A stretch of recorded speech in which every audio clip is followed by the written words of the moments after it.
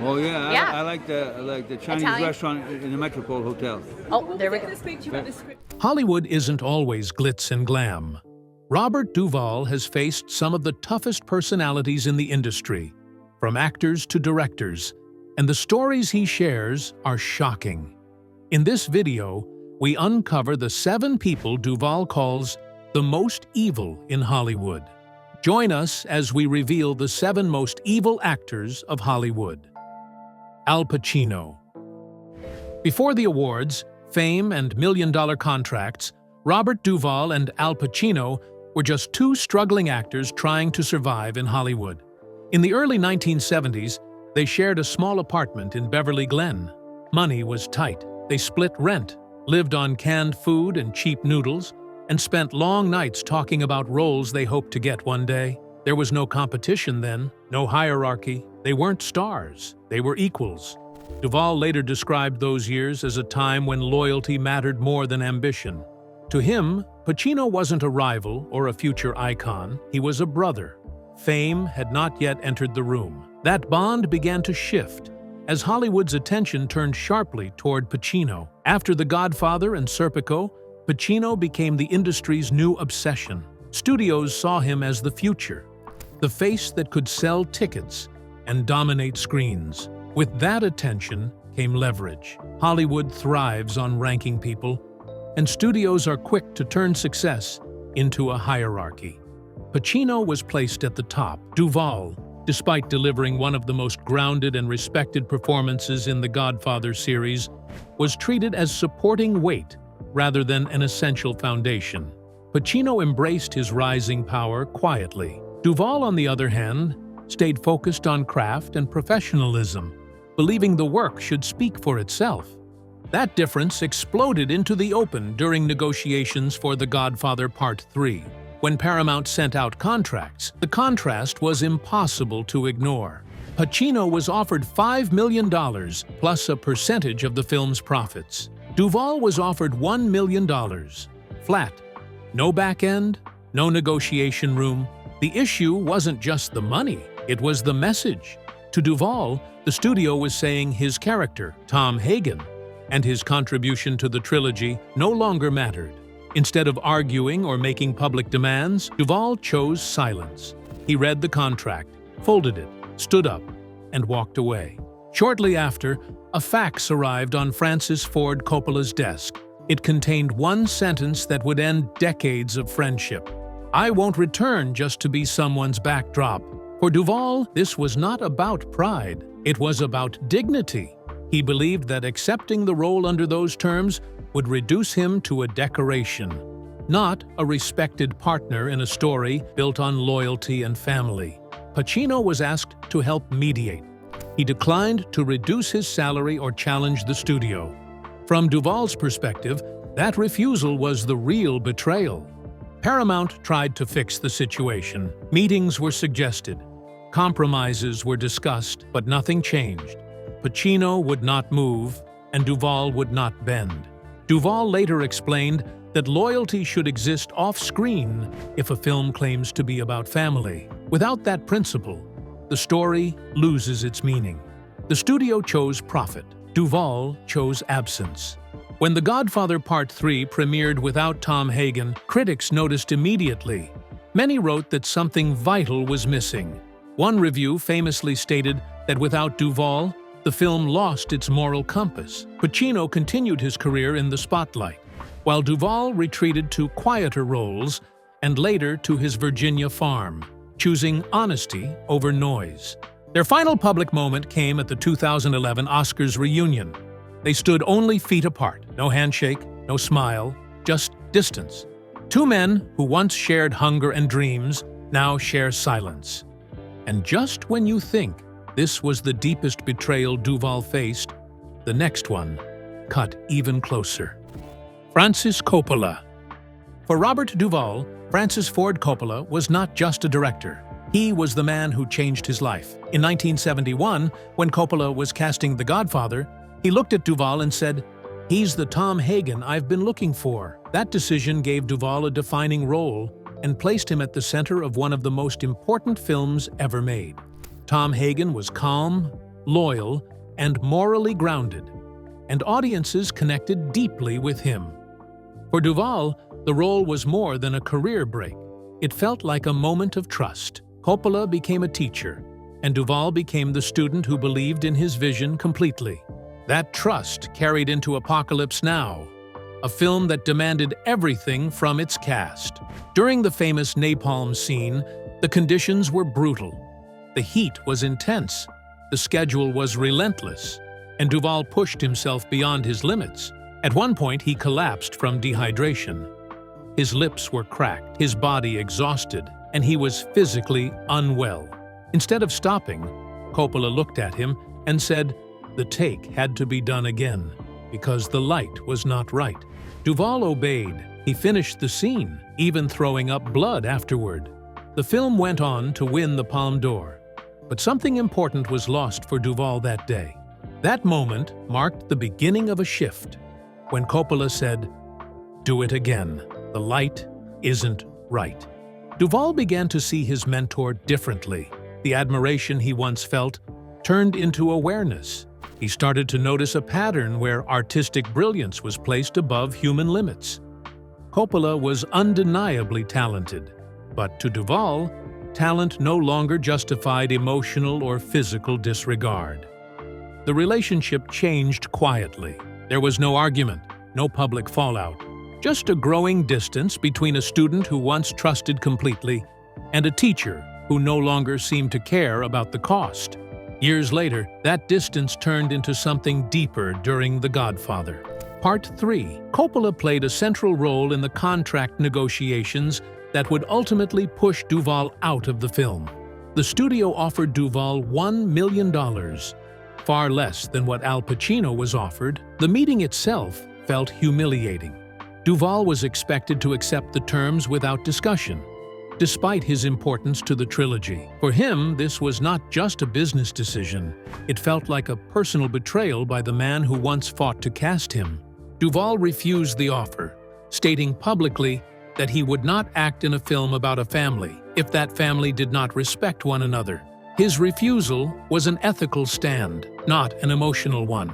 Coppola later tried to repair the damage. He sent handwritten letters expressing regret and asking Duvall to reconsider. But Duvall never responded. His silence was intentional. It was his way of closing a door without creating noise. Forgiveness never came because, to Duvall, the issue was not money. It was broken trust, and once that trust was gone, words could not restore it. Over time, Coppola came to represent something larger to Duvall. He became a symbol of Hollywood's hypocrisy, where loyalty is praised in stories but ignored in real life. The bond between teacher and student dissolved completely. What remained was distance, disappointment, and a clear end to artistic loyalty. They never met again. And just when you think that loss was painful enough, the next figure in Duvall's story would turn admiration into open contempt. Marlon Brando. Before Robert Duvall ever met Marlon Brando, he admired him deeply. Duvall studied Brando's performances with focus and respect. He watched On the Waterfront and A Streetcar Named Desire again and again, paying attention to every pause, every breath, and every shift in emotion. To Duvall, Brando represented the highest level of acting. He believed Brando cared about truth, discipline, and emotional honesty. Walking onto the set of The Godfather, Duvall expected to meet someone serious about the craft, someone who respected the work and the people around him. That illusion shattered almost immediately. Brando arrived late to the set, often by hours. He wore sunglasses indoors, spoke casually, and was followed by assistants who handled things other actors managed themselves. Instead of rehearsing, Brando avoided preparation. He refused to memorize lines and demanded that cue cards be taped to walls, furniture, and even other actors' bodies. Dialogue was changed without warning, throwing scenes off balance. For actors like Duvall, who believed preparation was essential, this behavior felt careless and disruptive. What Brando treated as freedom felt like sabotage to those working beside him. The difference between the two men became impossible to ignore. Duvall believed in discipline, consistency, and respect for the process. He showed up prepared, knew his lines, and treated each scene as a shared responsibility. Brando operated by different rules. He relied on unpredictability and personal comfort, even if it caused stress for everyone else. Duvall later described Brando as the soul of the film, but also the enemy of every actor inside it. To him, Brando's behavior was not creative rebellion. It was chaos disguised as genius, and it came at the expense of the cast. That tension deepened when Duvall learned that Paramount had quietly paid Brando an extra $50,000 bonus during filming. This payment was never discussed openly. It was given privately, without regard for the effort others were putting in under far harsher conditions. For Duvall, this confirmed something troubling. Brando was not just indulged creatively, he was rewarded financially for behavior that disrupted the entire production. The respect Duvall once had finally broke. The work was supposed to be collective, but the rewards were clearly not. Then came the 1973 Academy Awards. When Brando won Best Actor for The Godfather, he refused to accept the award and sent an activist to speak in his place. The moment became historic and controversial. Many people praised Brando for making a political statement. Duvall did not. To him, Brando had taken a moment that belonged to everyone who worked on the film and turned it into a personal protest.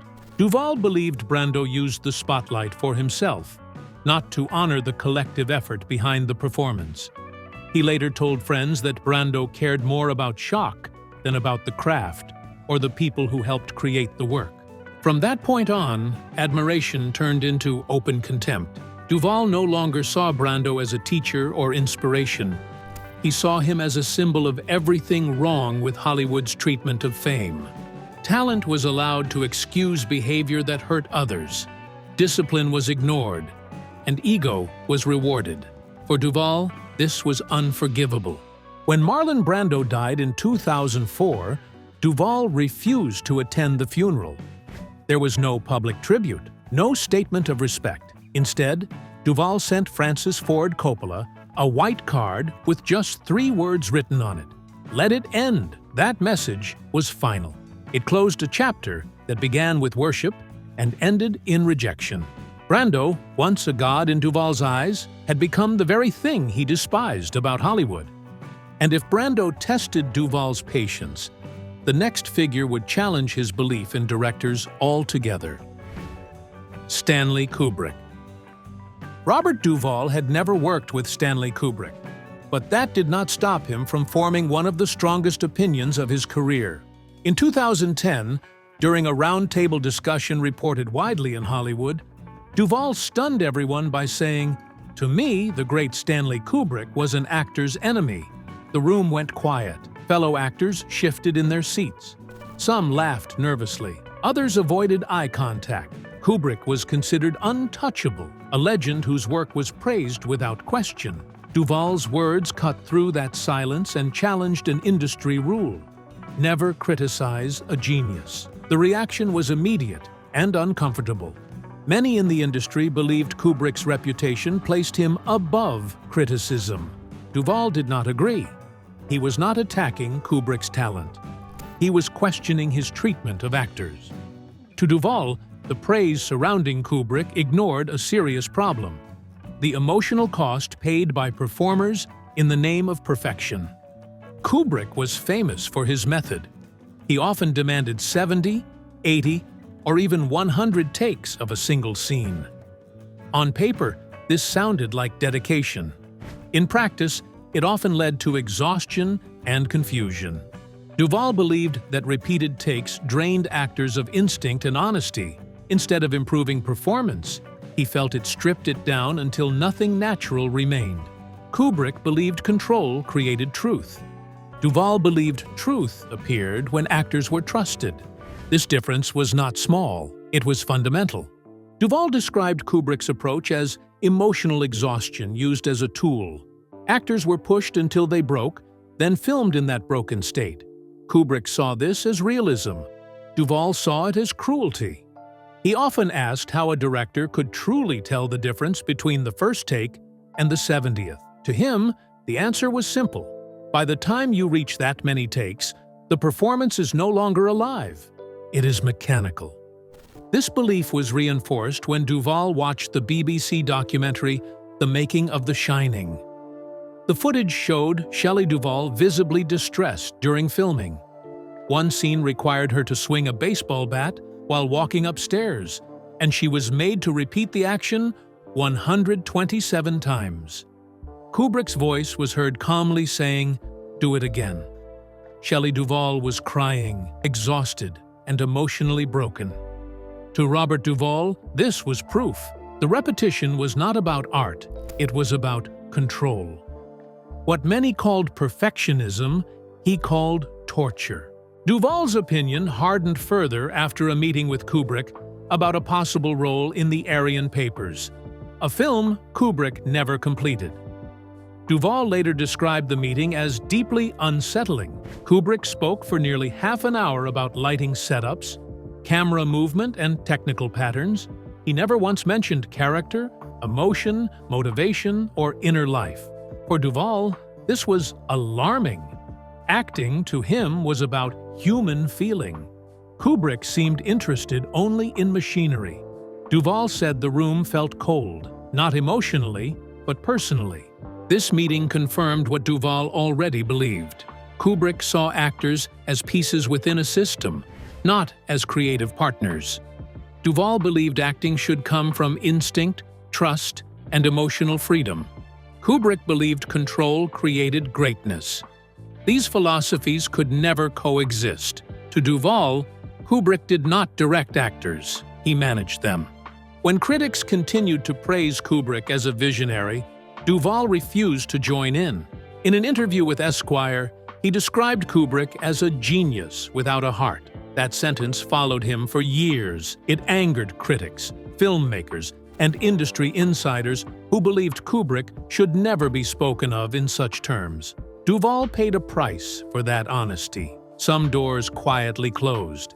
Invitations slowed, but he never took the words back. For Duvall, protecting actors mattered more than protecting reputations. He believed that no amount of brilliance justified stripping people of dignity. Kubrick's films may have been celebrated, but Duvall refused to separate the work from the cost of making it. And just when you think this clash was intense, the next rivalry would be quieter, but just as bitter. Robert De Niro. Robert Duvall and Robert De Niro were never enemies in the traditional sense. There were no shouting matches, no public insults, and no dramatic confrontations. Instead, their tension lived in silence. At award shows and industry events, they shook hands, exchanged polite smiles, and spoke with careful respect. On the surface, everything looked civil.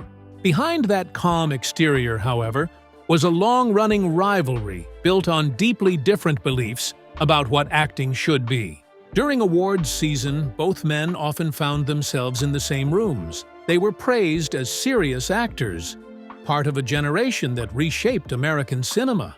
Yet they rarely engaged beyond short greetings. The distance was deliberate. Each man understood that they stood on opposite sides of an artistic divide. Neither felt the need to confront the other directly.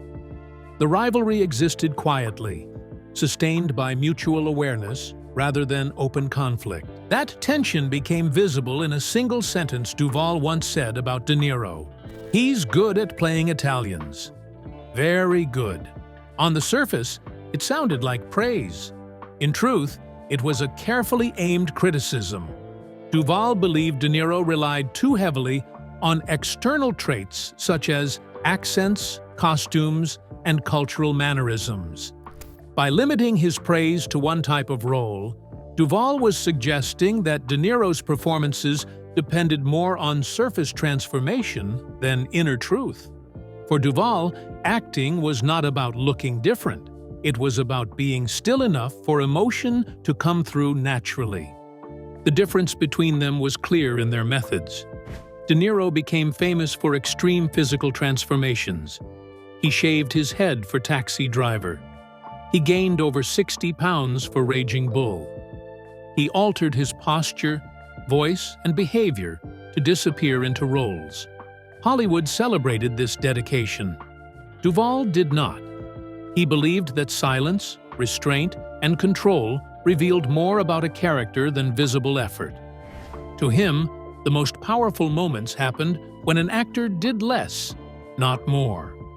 Duvall often said that the work was not in the weight gain or the accent. It was in the quiet moments when nothing was spoken. He believed that transformation could distract from the truth. When actors focused too much on changing their bodies, they risked turning performance into display.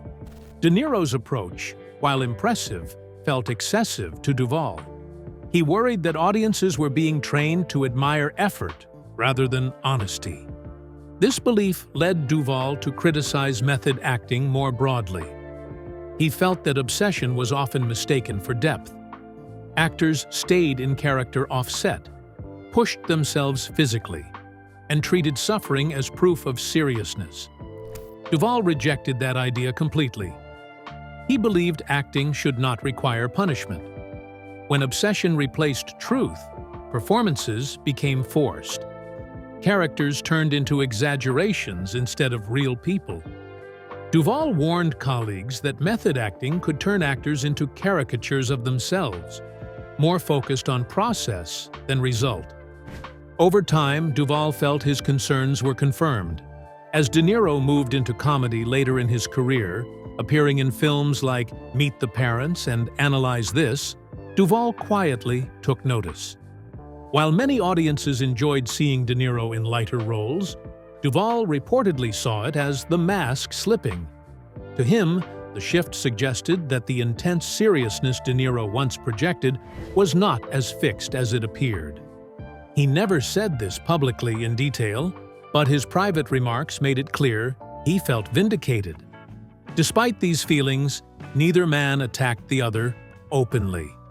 De Niro, known for his restraint in interviews, never responded harshly. When asked about Duvall, he simply said they had different energies and approaches. That calm response kept the peace publicly, but it did not close the distance between them. They continued to avoid working together and rarely appeared in shared spaces unless required. For decades, their relationship remained unchanged. No reconciliation, no escalation, just separation. Duvall stayed true to his belief in simplicity and control. De Niro continued to be celebrated for transformation and risk. Hollywood found room for both, but the tension between their philosophies never faded. This was not a feud fueled by ego. It was a disagreement about the soul of acting itself. Neither man compromised, neither apologized, and neither needed to say more. And next comes the director, who gave Duvall his only Oscar, but also left one of his deepest scars. Bruce Beresford. Tender Mercies was not just another film for Robert Duvall, it was deeply personal. The 1983 drama told the story of a washed-up country singer trying to rebuild his life, and Duvall connected with the role instantly. The character was quiet, wounded, and restrained. Everything Duvall believed great acting should be. There were no big speeches or flashy moments. The power of the film came from silence, routine, and emotional honesty. For Duvall, this was the kind of role actors wait their whole lives to play. He believed it mattered, not just for his career, but for his identity as an actor. Problems began during filming in Texas, where Duvall and director Bruce Beresford clashed almost immediately. The main issue was tempo. Beresford wanted scenes slowed down, carefully measured, and tightly controlled. Duvall disagreed. He insisted that the character's past as an alcoholic meant his speech and movement should be uneven and unpredictable. A drunk man never speaks slowly, Duvall argued. Beresford refused to adjust. Retakes piled up, not because of technical problems, but because the director and actor could not agree on instinct versus authority. Each take became a quiet battle. As filming continued, the tension grew. Beresford believed the director's role was to shape every detail. Duvall believed the actor's instinct should be trusted, especially when the character lived inside him so fully. Neither man backed down. The set remained professional on the surface, but underneath it was strained and cold. Duvall felt controlled. Beresford felt challenged. The film moved forward, but the relationship did not improve. Then came the moment that changed everything. One morning, before the official shoot began, Duvall quietly filmed the church singing scene at dawn without telling Beresford. It was a risk. He believed the early light and stillness captured the character's emotional truth in a way that could not be repeated later. That take was raw, simple, and deeply human. When the footage was reviewed, it was clear that it worked. That stolen scene became the emotional center of the entire film. It was a rebellion, but it paid off. When Tender Mercies was released, critics praised Duvall's performance almost unanimously. The film won 2 Academy Awards, including Best Actor for Duvall. On Oscar night, as he walked onto the stage, the tension reached its peak. Duvall thanked the writer, the cast, and the crew. He did not thank Bruce Beresford. The omission was obvious. The audience noticed. The room went quiet. The next day, headlines made it clear the silence was intentional. Beresford later addressed the situation publicly, saying, "I respect him, but we can never work together again." Duvall never apologized. When asked about it years later, he stood firm. He explained that sometimes an actor has to choose loyalty to the character over loyalty to a person. For him, the choice was clear. He believed the performance succeeded because he trusted his instinct, not because he followed orders. That experience changed Duvall's career path. After Tender Mercies, he became more selective. He began writing and directing his own projects, including The Apostle, where he could protect the emotional truth of the work without interference. The Oscar, while meaningful, came with a scar that reminded him why control mattered so much to him. And with that wound still fresh, Duvall's final conflicts would reveal just how far he was willing to go to protect his principles. Jack Nicholson. Robert Duvall's career intersected with many Hollywood legends, but few left as complicated an impression as Jack Nicholson. While the two never engaged in public arguments or dramatic confrontations, Duvall considered Nicholson a hidden rival on set. Their conflicts were subtle, but they were deeply rooted in differences over professionalism, control, and respect for collaborators. During early award shows and industry events, Duvall and Nicholson maintained polite appearances. They shook hands, exchanged smiles, and spoke formally when necessary. Outwardly, everything looked civil. Behind the scenes, however, tension simmered. Duvall quietly resented Nicholson's tendency to dominate sets and assert his presence in ways that subtly overshadowed his co-stars. In Duvall's eyes, Nicholson often prioritized his own image and self-promotion over collaboration, making others' contributions feel secondary. Duvall once described Nicholson as a hidden rival. On the surface, Nicholson appeared charming, talented, and generous. He could light up a scene with energy and charisma. Yet, Duvall noticed how Nicholson quietly manipulated situations to his advantage. He had a way of bending the production to suit himself without openly challenging anyone. While he gained praise and recognition, others often worked under pressure, adapting to his whims. Duvall's disciplined and methodical approach clashed with Nicholson's more spontaneous, performative style, creating an undercurrent of professional friction. The tension became most apparent during on-set work. Nicholson was known for improvisation, often altering dialogue or blocking at the last minute. While this added excitement for some, it frustrated Duvall, who valued preparation and emotional truth, built through restraint. Duvall believed that an actor's job was to serve the story and honor the character, not to dominate the scene for personal effect. Every last-minute change or improvisation felt like a challenge to his methodical approach, testing his patience and his commitment to disciplined acting. Over time, these differences grew into a quiet, ongoing rivalry. They avoided direct confrontation, choosing instead to maintain professional distance. Duvall never publicly criticized Nicholson, and Nicholson never publicly confronted Duvall. Their interactions remained polite and courteous in public, but privately, each man held firm to his principles. For decades, this silent competition defined their relationship. It was a rivalry without headlines, marked by tension in collaborative work, unspoken disagreements, and competing approaches to craft. The impact on Duvall was significant. He became more selective with his projects, choosing environments where respect and collaboration were priorities. He wanted to work with people who valued preparation, discipline, and honesty in performance.